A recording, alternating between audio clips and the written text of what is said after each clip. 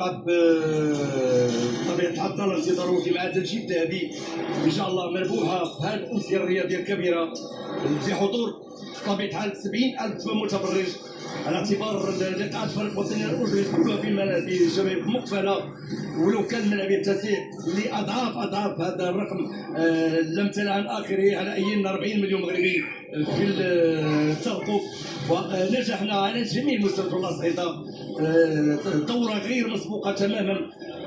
حضرت 8 محطات افريقيه لكاس افريقيا الامم بما فعلت تجربه افريقيا في 2013 جوهانسبورغ وبدربان. هذه الافضل. هذا راي كل المختصين المتتبعين على مستوى الحضور الجماهيري، على مستوى البنيه التحتيه، على مستوى النقد التلفزيوني، على مستوى المستشارين، الارباح، الحضور الجماهيري، ظهور جواهر رياضيه المملكه المغربيه. بطبيعه الحال تفوز كاس العالم 17 سنه سيدات، ربما تكون كاس افريقيا اخرى في 2028 على اعتبار ستنظم على امتداد 4 سنوات. هناك كاس العالم مناصفه او بالاشتراك مع كل من اسبانيا والبرتغال 2030. هذه بروفا كاس افريقيا الامم يمكن اعتبارها بانها بمواصفات كاس العالم وليس بمواصفات كاس افريقيا الامم. رفعنا السقف هاني كيصعب على اي بلد افريقي اخر بان ينظم بهذه الكاريزما وبهذه الدقه وبهذه النجاعه فيما امامكم دخول لاعبو المنتخب الوطني المغربي للاستئناس مع الاجواء مع ارضيه الملعب. تصلكم الصيحات. سنعيش 90 دقيقه، نتمنى ان شاء الله تحسم المباراه 90 دقيقه. سنعيش اجواء رائعه جدا.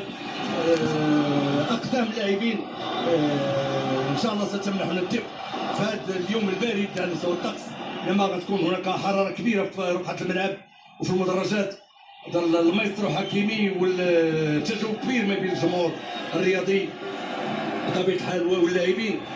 استانسوا بهذا الملعب، بداوا فيه وسيختمون فيه ان شاء الله. سيكونون عرسان في هذه الامسيه الرياضيه. نتمنى كذلك ابراهيم دياز هو رسميا قبل ما ترخص المقابله هو هداف هذه الدوره، انما نتمنى يضيف لنا هدف اخر او اثنين ان شاء الله نحققوا هذه في الامسيه الرياضيه.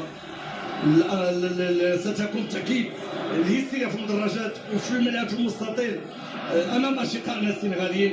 روابط متينه تجمع بين الشعبين الشقيقين المغربي والسنغالي، كما هناك جاليه مغربيه كبيره في دكار والعديد من السنغالي. هناك كذلك جاليه سنغاليه كبيره هنا بارض المملكه المغربيه الشريفه التي تسع الجميع. قميص باحترام، بسخاء، بعطاء كبير